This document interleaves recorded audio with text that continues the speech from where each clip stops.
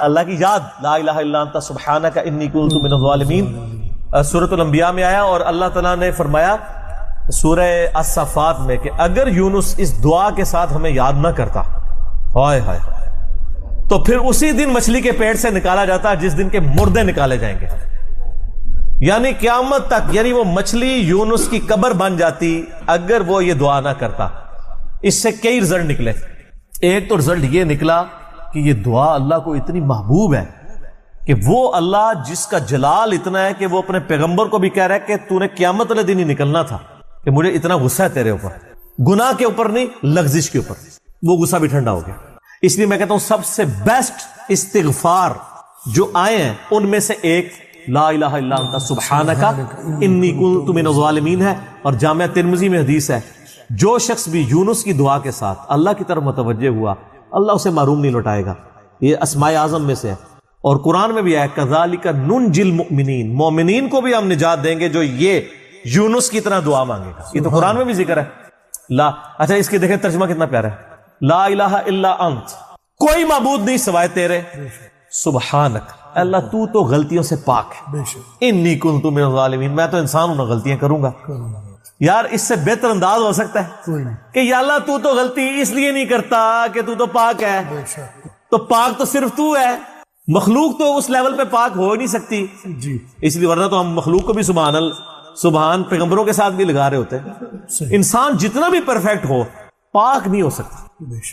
انبیاء کو اللہ نے گناہوں سے پاک کیا ہے، لغزشیں ان سے بھی ہوئی ہیں، حضرت آدم علیہ السلام سے لغزش ہوئی ہے، نوح علیہ السلام نے کافر بیٹے کے لیے دعا کی ہے، موسیٰ علیہ السلام سے بندہ مر گیا، نبی علیہ السلام کی 4 لغزشیں قرآن میں ذکر ہوئی ہیں، غزوہ احد پہ بددعا نکل گئی تھی زبان سے، تو وہ سورہ آل عمران میں آیا کہ آپ کو کوئی اختیار نہیں ہے، آپ نے بددعا دی ہے، اللہ چاہے تو ان کو ہدایت دے، اور پھر اسی خالد بن ولید کو ہدایت بھی مل گئی، اور اسی مبارک زبان سے جس سے بددعا ملی تھی سیف اللہ کا لقب بھی مل گیا۔ ٹھیک ہے، یہ سب اللہ کے اختیار ہے، پرفیکٹ صرف گاڈ ہے، اس کی کوئی مخلوق بھی پرفیکشن میں اس لیول پہ نہیں جا سکتی۔ مخلوق کی یہ اللہ کا نقص نہیں ہے بلکہ مخلوق کا نقص ہے کہ جو مخلوق ہوگا نا وہ پرفیکٹ نہیں ہو سکتا، جیسے خالق ہمیشہ سے ہے، مخلوق ہمیشہ سے ہو ہی نہیں سکتی۔ وہ کہتے ہیں نا، اکثر لوگ سوال کرتے ہیں کہ اللہ تعالیٰ اپنے ساتھ کا ایک اور خدا پیدا کر سکتا ہے، ہم کہتے ہیں یہ محال ہے، اس لیے کہ جو پیدا ہوگا وہ خدا ہوگا ہی نہیں، جو پیدا ہو گیا تو خدا کون ہے، لم یلد ولم یولد، ٹھیک ہو گیا۔ تو ذکر بھی کریں سر، اللہ کو یاد کریں، جھوم جھوم کے ہر جگہ ذکر کریں، کوئی پروٹوکول نہیں، نہ وضو نہ غسل، ذکر کے لیے کوئی پروٹوکول نہیں ہے، جب مرضی ذکر کریں، اللہ کو یاد کریں، اور اس کے لیے کپڑے پہننا ہونا بھی ضروری نہیں ہے۔ اکثر لوگ یہ سمجھتے ہیں کپڑے پہننا ضروری ہے، نہ کوئی ضروری نہیں ہے۔ بعض اوقات بندہ وضو کے لیے اندر چلا جاتا ہے غسل کے لیے، یا غسل کرتے ہوئے تو لوگ بسم اللہ نہیں پڑھتے ہیں، کپڑے پہن کے پھر بسم اللہ پڑھتے ہیں۔ سر اللہ اور بندے کا کون سا پردہ ہے؟ ٹھیک ہے، آپ کر سکتے ہیں ذکر۔ اگلا سوال ہے، میں نے اپنی زندگی میں بہت شرک کیا ہے لیکن الحمدللہ اب توبہ کر چکا ہوں، لیکن اس کے باوجود یہی فکر دامن گیر رہتی ہے کہ شرک تو ناقابل معافی گناہ ہے، معلوم نہیں کہ میری توبہ قبول ہوگی بھی یا نہیں، مجھے بتائیں میں کیا کروں۔ آپ سب سے پہلے تو اس طرح کے خیالات سے توبہ کریں جو آپ کر رہے ہیں، ٹھیک ہے۔ اس کی وجہ یہ ہے کہ سورہ التوبہ کی آیت نمبر 70 میں اللہ تعالیٰ نے فرمایا کہ جو شخص توبہ کر لے سچے دل کے ساتھ، اور اس سے پہلے بڑے بڑے گناہوں کا ذکر ہوا ہے، ان میں سے ایک شرک بھی ہے، بلکہ اب یہ کریٹیکل سوال ہے تو میں یہ آیت پڑھ کے بھی بتا دیتا ہوں۔ پارہ نمبر 19 کے اندر جا کے سورہ الفرقان کی آیت نمبر ہے یہ 70۔ اعوذ باللہ من الشیطان الرجیم، بسم اللہ الرحمن الرحیم۔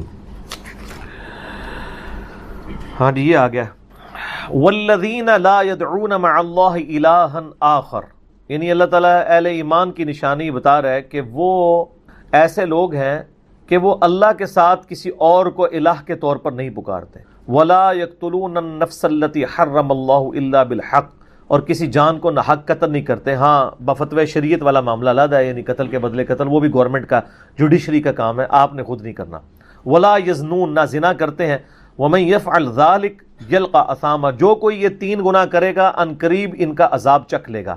کون سے 3 بڑے گناہ گنوائے گئے ہیں؟ نمبر 1 اللہ کے ساتھ شرک، نمبر 2 قتل ناحق، اور نمبر 3 زنا۔ حتیٰ کہ بخاری مسلم میں ایک حدیث ہے کہ نبی علیہ السلام سے جب بڑے بڑے گناہوں کے بارے میں پوچھا گیا نا تو آپ نے یہی 3 گناہ گنوائے، اور پھر آپ نے کہا قرآن پڑھ کے دیکھو، یعنی نبی علیہ السلام بھی اپنی بات کی دلیل میں قرآن پیش کرتے تھے، ماشاء اللہ تعالی۔ والذین لا يدعون مع اللہ الہا آخر ولا يقتلون النفس التي حرم اللہ الا بالحق ولا يزنون ومن يفعل ذلك يلقى اثاما یضاعف له العذاب یوم القیامت ویخلد فیہ مہانا. جو یہ 3 گناہ کرے گا اس کے لیے عذاب دگنا کر دیا جائے گا قیامت میں، اور وہ ذلیل و خوار کر کے آگ میں یعنی جھونکا جائے گا. الا من تاب، ہاں اگر کوئی ان گناہوں سے توبہ کر لے. کون سے؟ نمبر 1 شرک، نمبر 2 قتل ناحق، اور نمبر 3 زنا. وآمن وعمل عملا صالحا، اور ایمان لے آئے، یعنی ایمان تو پہلے بھی ہوگا، نہیں صحیح والا ایمان، اور نیک عمل کرے. فَأُولَئِكَ يُبَدِّلُ اللَّهُ سَيِّئَاتِهِمْ حَسَنَات، تو پھر ایسے شخص کے گناہوں کو بھی اللہ تعالیٰ نیکیوں سے بدل دے گا. صرف معافی نہیں سر، جتنے بڑے بڑے گناہ تھے اسی لیول کی بڑی بڑی نیکیاں. وَكَانَ اللَّهُ غَفُورًا رَحِيمًا، اور اللہ تعالیٰ تو بخشنے والا مہربان ہے. وَمَن تَابَ وَعَمِلَ صَالِحًا، جو کوئی توبہ کرے اور نیک اعمال کرے.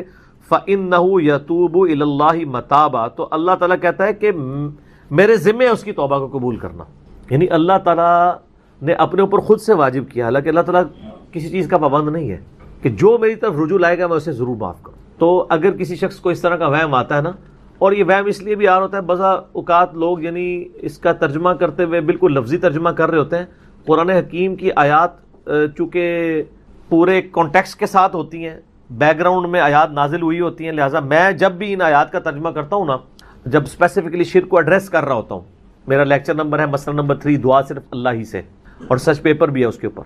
تو ہم یہ ترجمہ جو ہے نا، یہ آیت ان اللہ لا یغفر ان یشرک بہ، بے شک اللہ اس گناہ کو کبھی معاف نہیں کرے گا کہ کوئی شخص اللہ کے حضور قیامت والے دن اس حال میں پیش ہوا کہ اس نے دنیا میں شرک کیا ہوا، یعنی بغیر توبہ کے وہ مرا. وَيَغْفِرُ مَا دُونَ ذَلِكَ لِمَن یشاء، اور شرک کے علاوہ ہر گناہ معاف کر دے گا، وہ بھی اوپن لائسنس نہیں، جس کے لیے چاہے گا. یعنی جو شخص شرک سے توبہ کیے بغیر گیا نا، اس کی تو توبہ ہے ہی نہیں قیامت. ہاں دنیا میں کر گیا وہ معاملہ علیحدہ ہے، قیامت میں اللہ سے اس حال میں ملا کہ اس نے دنیا میں شرک کیا ہوا اور توبہ نہیں کی ہے، تو اللہ تعالیٰ اس کا گناہ معاف نہیں کرتا. وَمَن يُشْرِكْ بِاللَّهِ فَقَدْ ضَلَّ ضَلَالًا بَعِيدًا، جو کوئی شرک کرتا ہے وہ گمراہی میں دور جا پڑا. وَلِعَوْذُ بِاللَّهِ تعالی. دنیا میں تو میرے بھائی جامعہ ترمذی میں حدیث ہے، نبی علیہ السلام نے فرمایا موت کے غرغرے سے پہلے اللہ تعالیٰ توبہ قبول کرتا ہے. موت کے غرغرے سے مراد ہے نزع کا عالم طاری ہونے سے پہلے. جب کسی کو موت نظر آ گئی نا، اب وہ توبہ نہیں کر سکتا. وہ تو قرآن حکیم میں ہے نا، فرعون جب ڈوبنے لگا تھا تو اس نے کیا کہا تھا، میں ہارون اور موسیٰ کے رب پر ایمان لاتا ہوں، بنی اسرائیل کے رب پہ. تو اللہ تعالیٰ نے کیا فرمایا تھا، الآن، اب لایا ایمان. حالانکہ ایمان تو لے آیا تھا، وہ غرغرہ تو وہ لے ہی رہا تھا نا، غوطہ تو کھا رہا تھا نا. تو موت کے غرغرے سے مراد ہے نزع کا عالم طاری ہونے سے پہلے. اور اس میں ایک پوائنٹ کئی دفعہ ہائی لائٹ کر چکا ہوں، یہاں پہ بھی کر دوں. اگر آپ کو کسی شخص کے بارے میں یہ پتہ چل جائے نا کہ اس کو لا علاج بیماری لگ چکی ہے اور وہ اب کچھ عرصے میں ایکسپائر ہو جائے گا، جیسے کینسر ہے، یعنی ہم نے یہ لرن کر لیا نا کہ کینسر جب 3rd سٹیج کے اوپر پہنچ جاتا ہے تو وہ انسان بچتا نہیں ہے. جس شخص کو کینسر ہوا ہے، یا سپوز اس کے گردے فیل ہو گئے، یا دل بالکل ایج پہ پہنچ چکے، ایسے لوگوں کو یعنی پاکستان انڈیا میں تو لوگ چھپاتے ہیں کہ پہلے ہی نہ کہیں مر جائے. وہ سن کے کتنی ران کن بات ہے کہ مسلمان جس کے لیے موت ایسٹ ہونی چاہیے، چلو کافر کو تو سمجھ آتا ہے، اس نے تو دنیا ہی کمائی ہے نا، مسلمان بھی یعنی مرنے سے پہلے مر جاتا ہے موت کا سن کے. ایسا تو نہیں ہونا چاہیے اصولاً. اور یہ ٹانٹ اللہ نے قرآن پاک میں یہودیوں کو دی ہے سورہ جمعہ کے اندر، کہ کہتے ہیں نا اللہ کے بڑے چہیتے ہیں، ان کو کہو کہ تم موت کی تمنا کرو اگر تم سچے ہو. اگر تم اللہ کے چہیتے ہو تو پھر موت تو تمہارے لیے خوشخبری ہونی چاہیے، لائبلٹی نہیں ہونی چاہیے، ایسٹ ہونی چاہیے. اب یہی تان ہمیں بھی آ رہا ہے، مسلمان کی حالت تو نہیں ہونی چاہیے اس کو موت کا پتہ چلے تو جناب وقت سے پہلے ہی مرنے کی کوشش کرے. تو لیکن آپ یورپ امریکہ میں اگر کسی کو بیماری ہو نا، اس کو بتا دیا جاتا ہے کہ سر پلان کر لیں، 6 مہینے ہیں، اور 6 مہینے بھی ان کے پلان ہیں، وہ 6 سال بھی ہو سکتے ہیں، 6 گھنٹے بھی ہو سکتے ہیں، وہ تو اللہ کی مرضی ہے، وہ ایک ایسٹیمیٹ بتاتے ہیں. یہاں پہ لوگ چھپا لیتے ہیں. اس کا نقصان یہ ہے کہ نہ وہ اپنی لائف کو یعنی کوئی وراثت کے پوائنٹ آف ویو سے مینیج کر سکتا ہے، اور سب سے بڑھ کے اسے توبہ کی طرف آپ کو لانا چاہیے. میں تو کہتا ہوں نہیں، کسی کو کینسر ہو گیا ہے، ابھی اس میں موت کا غرغرہ نہیں آیا، کوئی کینسر ہوا ہے نا، پتہ نہیں کب مرنا ہے، ٹھیک ہے نا، نزع کا عالم بھی نہیں ہے، اس کو سب سے پہلے بتائیں کہ بھائی تمہیں لا علاج بیماری ہے، تمہاری ڈیتھ کسی بھی وقت ہو سکتی ہے، اللہ کی طرف رجوع لاؤ. سر اس نے پوری زندگی بھی عیاشی کی تھی نا، وہ اپنی آخرت مینیج کر سکتا ہے. وہ تو خیر کر سکتا ہے، ہمیں بھی اپنی آخرت مینیج کرنی چاہیے روزانہ. مرنے سے پہلے پہلے توبہ کرنی چاہیے. روزانہ ہم مرتے ہیں نا. صحیح بخاری میں حدیث ہے نا, نبی علیہ السلام رات کو سوتے ہوئے کیا دعا مانگتے تھے؟ اللہم باسمک اموت و احیا, میں تیرے نام پر مرتا اور جیتا ہوں, یعنی سوتا اور جاگتا ہوں. کیونکہ صحیح بخاری میں حدیث ہے موت جو ہے وہ نیند کی بہن ہے. اور جب آپ صبح اٹھتے ہیں تو وہ بھی صحیح بخاری میں دعا ہے, الحمدللہ الذی احیانا بعد ما اماتنا والیہ النشور. تمام تعریفیں اس اللہ کے لیے ہیں جس نے مجھے مرنے کے بعد زندہ کیا, یعنی موت کے بعد زندہ کیا, اور میں نے پلٹ کے اس کی طرف جانا ہے. تو رات کو سونے سے پہلے توبہ کریں. اور سب سے بیسٹ توبہ تو وہ بخاری مسلم میں حدیث ہے, جس نے رات میں سورۃ البقرہ کی آخری 2 آیات پڑھ لی اسے ہر چیز سے کفایت کر جائیں گی. آمن الرسول بما انزل الیہ من ربہ والمؤمنون کل آمن باللہ وملائکتہ وکتبہ ورسلہ لا نفرق بین احد من رسلہ وقالوا سمعنا واطعنا غفرانک ربنا والیک المصیر لا یکلف اللہ نفسا الا وسعہا. آنورڈ. اس میں تجدید ایمان بھی ہے, اللہ پر ایمان, کتابوں پر, فرشتوں پر. اس کے بعد دعائیں ہیں, ربنا لا تؤاخذنا ان نسینا واخطانا. اس کے اندر توبہ شامل ہے. سب سے بیسٹ تجدید ایمان جو ہے سورہ بقرہ کی آخری 2 آیات ہیں.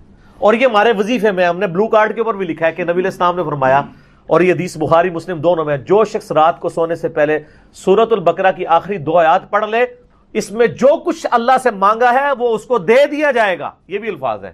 تو اس میں کیا کچھ مانگا ہوا ہے؟ تو تجدید ایمان.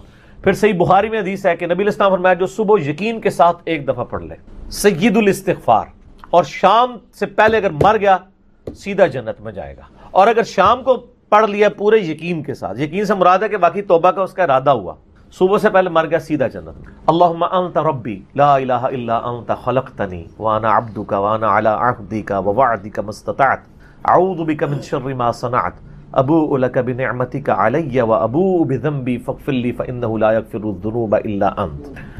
یہ سید الاستغفار ہے. تو یہ وہ ہے توبہ جو روزانہ کرنی چاہیے, نزا سے پہلے پہلے, یعنی صبح پہ پڑھے شام کو پڑھے. بلکہ مسند البزار میں صحیح سند کے ساتھ ہے کہ نبی صلی اللہ علیہ وآلہ وسلم ہر فرض نماز کے بعد بھی سید الاستغفار پڑھتے تھے. ہر فرض نماز کے بعد ایک تو ہم پڑھتے ہیں نا, اللہ اکبر استغفر اللہ استغفر اللہ استغفر اللہ اللہم انت السلام ومنک السلام تبارکت یا ذا الجلال والاکرام. اس کے بعد آپ سید الاستغفار آیت الکرسی بھی پڑھیں. آیت الکرسی کے بارے میں بھی آیا ہے سنن نسائی الکبریٰ کے اندر صحیح سند کے ساتھ, ہم نے گرین کارڈ میں ڈالا ہے کہ جو شخص آیت الکرسی فرض نماز کے فوراً بعد پڑھے گا مرتے ہی جنت میں جائے گا. لیکن نماز پڑھے گا, خالی آیت الکرسی نہیں, نماز کے فوراً بعد, تو نماز بھی اس کو پڑھنی چاہیے. تو اس طرح یعنی تجدید ایمان والا یہ معاملہ بھی کرنا چاہیے, اور یہ وہم ہی نہیں بننا چاہیے کہ اللہ تعالیٰ معاف نہیں کرے گا. صحیح بخاری اور مسلم دونوں میں حدیث ہے کہ میں اپنے بندے کے گمان کے قریب ہوں. جو بندہ میرے لیے گمان کرتا ہے میں ویسا ہوں اس کے لیے. جو شخص یہ کہتا ہے اللہ مجھے معاف نہیں کرے گا تو اس کو واقعی اللہ معاف نہیں کرے گا, اور جو کہے گا کہ اللہ تعالیٰ مجھے معاف کر دے گا اسے اللہ معاف کر دے گا. تو انشاءاللہ تعالیٰ یہ کبھی ایسا نہیں کرنا چاہیے اللہ تعالیٰ سے نا امیدی والا معاملہ. آپ اپنے رب کے وعدوں پر, نبی صلی اللہ علیہ وسلم کے وعدوں پر یقین رکھیں کہ جس شخص نے سچے دل سے توبہ کی ہے اس کی نہ صرف توبہ قبول ہوگی سورۃ الفرقان آیت نمبر 70 کے تحت, بلکہ اس کے گناہوں کو بھی نیکیوں سے بدل دیا جائے گا. تو اللہ تعالیٰ رجوع لانے والوں کو پسند فرماتا ہے. بار بار رجوع لاتے رہنا چاہیے. اللہ تعالیٰ سے اپنے آپ کو آزاد نہیں کرنا چاہیے. نیکی کی ہو یا نہ کی ہو, گناہ کیا ہو یا نہیں کیا, یہ علیحدہ سے بات ہے. نبی علیہ السلام سے بڑھ کر کون نیک ہو سکتا ہے؟ صحیح بخاری میں حدیث ہے کہ میں بھی روزانہ 70 سے زیادہ دفعہ اپنے رب کی طرف استغفار لے کے آتا ہوں. استغفر اللہ و اتوب الیہ, نبی علیہ السلام.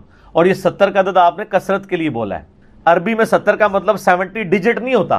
70 کا مطلب 1000 دفعہ بھی ہو سکتا ہے, 10,000 دفعہ بھی ہو سکتا ہے, 100 دفعہ بھی ہو سکتا ہے. کثرت کے لیے بولا جاتا ہے. تو استغفار تو بندے کی ضرورت ہے, یہ اللہ سے ایک نیکی ہے, اور ہر چیز کے ساتھ استغفار اٹیچ ہے.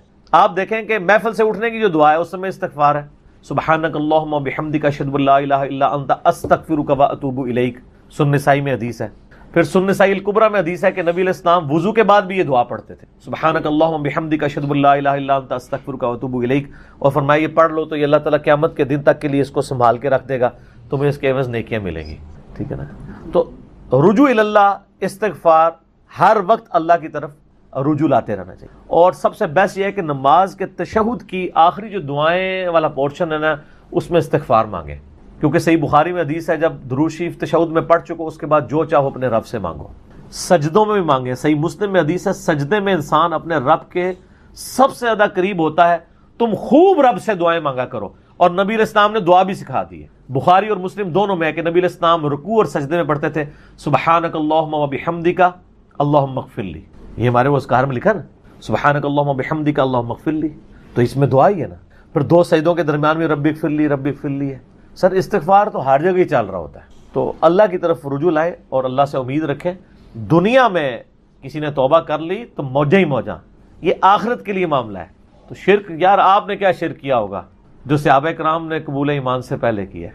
سر صحیح مسلم میں حدیث ہے 321 نمبر, میں نے کربلا والے ریسرچ پیپر میں ڈالی, بڑی لمبی حدیث ہے. عمر بن عاص رضی اللہ تعالیٰ عنہ کہتے ہیں کہ جب مجھے یہ اندازہ ہوا کہ اب نبی علیہ السلام یعنی غلبہ پائیں گے, یعنی اللہ نے ان کا سینہ اسلام کے لیے کھول دیا. اسلام قبول کرنے کے لیے نبی صلی اللہ علیہ وآلہ وسلم کی خدمت میں حاضر ہوئے تو خود ہی بتاتے ہیں, اور انہوں نے اپنے نزع کے عالم میں موت کے وقت میں اپنے بیٹے کو, بڑی لمبی بڑی رکت انگیز حدیث ہے, میرا یوٹیوب پہ کلپ بھی ہے, عمر بن عاص کی موت کے وقت گفتگو اشک بار آنکھوں سے سننے والی. تو خیر اس میں یہ بھی الفاظ ہیں, کہتے جب میں نبی صلی اللہ علیہ وسلم کے پاس ایمان لانے کے لیے گیا نا تو نبی علیہ السلام نے اپنا دایاں ہاتھ آگے بڑھایا بیعت کرنے کے لیے. تو کہتے ہیں میں نے دایاں ہاتھ بڑھایا لیکن حضور کے ہاتھوں میں ہاتھ دینے سے پہلے ہی کھینچ لی. میں نے کہا یا رسول اللہ پہلے مجھے گارنٹی دیں کہ میں نے جو کچھ اسلام کے خلاف سازشیں کی ہیں پچھلے 19 سال میں, اسلام کے آنے کے بعد 19 سال تک اسلام کے خلاف یہ اور خالد ابن ولید دونوں, یہ دونوں کٹھے مسلمان ہوئے تھے ایک ہی دن ایک ہی وقت میں 19 سال. پھر اسلام کی حالت میں انہیں 19 سال نہیں ملے ہیں حضرت خالد ابن ولید کو, کفر میں ملے ہیں, اسلام میں تھوڑا وقت ملا. تو حضرت عمر بن عاص کہتے ہیں میں نے ہاتھ کھینچ لیا. میں نے کہا یا رسول اللہ پہلے گارنٹی دے میرے سارے گناہ معاف ہوں. تو آپ صلی اللہ علیہ وسلم نے فرمایا کہ اے عمر کیا تجھے نہیں پتا کہ اسلام پچھلے کے سارے گناہوں کو معاف کر دیتا ہے, اور اللہ کی راہ میں ہجرت پچھلے کے سارے گناہوں کو معاف کر دیتی ہے, اور حج مبرور پچھلے کے سارے گناہوں کو معاف کر دیتا ہے. تو یہ اسلام لے کر آنا کتنی بڑی دولت ہے. تو یہ تجدید ایمان کرنا, کلمہ پڑھ کے یہ اپنا تجدید ایمان والا معاملہ بھی کرتے رہنا چاہیے, یہ بھی ایک توبہ کا ذریعہ ہے. اللہ سے امید رکھیں. اللہ کو اصل میں باغی پسند نہیں ہے, جو گناہ کر کے توبہ کر لیتے ہیں نا وہ اللہ کو بڑے پسند ہیں. اتنے پسند ہیں کہ ایک بڑی عجیب و غریب روایت ہے صحیح بخاری اور مسلم میں, صحیح مسلم میں ذرا زیادہ ڈیٹیل ہے کہ نبی علیہ السلام فرماتے ہیں اگر تم گناہ کرنا چھوڑ دو گے تو اللہ تعالیٰ تمہیں ختم کر دے گا, اور ایسی مخلوق لے کے آئے گا کہ جو گناہ کرتی ہو اور اللہ ان کو معاف کر کے خوشی محسوس کرے. اچھا اس کو بعض لوگوں نے دوسری طرف لے لیا, ان کا جی اللہ تعالیٰ گناہوں سے بڑا خوش ہوتا ہے. نہیں نا, اصل میں یہ بتانا چاہ رہے تھے نبی صلی اللہ علیہ وآلہ وسلم کہ انسان کے اندر بلٹ ان فالٹ رکھا گیا ہے کہ وہ غلطی کرے گا. اصل مسئلہ یہ ہے کہ وہ آدمی بنے. آدم نے اپنی غلطی کو جسٹیفائی کیا نہیں, جب غلطی کی تو کیا کہا ربنا ظلمنا انفسنا وان لم تغفر لنا وترحمنا لنکونن من الخاسرین, معاف کر دیا اللہ نے. شیطان نے اپنی غلطی کی جسٹیفیکیشن دینا شروع کر دی, میں ایسے بہتر ہوں, تو نے اس کو مٹی سے بنایا, مجھے آگ سے بنایا ہے, میں اس کو کیسے سجدہ کروں. جو اپنی غلطی کی جسٹیفیکیشن دے وہ شیطان ہوتا ہے, اور جو اپنی غلطی اور وہ اب کچھ عرصے میں ایکسپائر ہو جائے گا. جیسے کینسر ہے, یعنی ہم نے یہ لرن کر لیا نا کہ کینسر جب 3rd سٹیج کے اوپر پہنچ جاتا ہے تو وہ انسان بچتا نہیں ہے. جس شخص کو کینسر ہوا ہے یا سپوز اس کے گردے فیل ہو گئے یا دل بالکل ایج پہ پہنچ چکے, ایسے لوگوں کو یعنی پاکستان انڈیا میں تو لوگ چھپاتے ہیں کہ پہلے ہی نہ کہیں مر جائے. وہ سن کے کتنی ران کن بات ہے کہ مسلمان جس کے لیے موت ایسٹ ہونی چاہیے, چلو کافر کو تو سمجھ آتا ہے, اس نے تو دنیا ہی کمائی ہے نا, مسلمان بھی مرنے سے پہلے مر جاتا ہے موت کا سن کے. ایسا تو نہیں ہونا چاہیے اصولاً. اور یہ ٹانٹ اللہ نے قرآن پاک میں یہودیوں کو دی ہے سورہ جمعہ کے اندر, کہ کہتے ہیں نا اللہ کے بڑے چہیتے ہیں, ان کو کہو کہ تم موت کی تمنا کرو اگر تم سچے ہو. اگر تم اللہ کے چہیتے ہو تو پھر موت تو تمہارے لیے خوشخبری ہونی چاہیے, لائبلٹی نہیں ہونی چاہیے, ایسٹ ہونی چاہیے. اب یہی تان ہمیں بھی آ رہا ہے, مسلمان کی حالت تو نہیں ہونی چاہیے اس کو موت کا پتہ چلے تو جناب وقت سے پہلے ہی مرنے کی کوشش کرے. تو لیکن آپ یورپ امریکہ میں اگر کسی کو بیماری ہو نا اس کو بتا دیا جاتا ہے کہ سر پلان کر لیں 6 مہینے ہیں, اور 6 مہینے بھی ان کے پلان ہے, وہ 6 سال بھی ہو سکتے ہیں, 6 گھنٹے بھی ہو سکتے ہیں, وہ تو اللہ کی مرضی ہے, وہ ایک ایسٹیمیٹ بتاتے ہیں. یہاں پہ لوگ چھپا لیتے ہیں. اس کا نقصان یہ ہے کہ نہ وہ اپنی لائف کو یعنی کوئی وراثت کے پوائنٹ آف ویو سے مینیج کر سکتا ہے, اور سب سے بڑھ کے اسے توبہ کی طرف آپ کو لانا چاہیے. میں تو کہتا ہوں جی کسی کو کینسر ہو گیا ہے, ابھی اس میں موت کا غرغرہ نہیں آیا, کوئی کینسر ہوا ہے نا, پتہ نہیں کب مرنا ہے, ٹھیک ہے نا, نزع کا عالم بھی نہیں ہے, اس کو سب سے پہلے بتائیں کہ بھائی تمہیں لا علاج بیماری ہے, تمہاری ڈیتھ کسی بھی وقت ہو سکتی ہے, اللہ کی طرف رجوع لاؤ. سر اس نے پوری زندگی بھی عیاشی کی تھی نا, وہ اپنی آخرت مینیج کر سکتا, وہ تو خیر کر سکتا ہے, ہمیں بھی اپنی آخرت مینیج کرنی چاہیے. روزانہ مرنے سے پہلے توبہ کرنی چاہیے. روزانہ ہم مرتے ہیں نا, صحیح بخاری میں حدیث ہے نا، نبی علیہ السلام رات کو سوتے ہوئے کیا دعا مانگتے تھے؟ اللہم باسمک اموت و احیا، میں تیرے نام پر مرتا اور جیتا ہوں.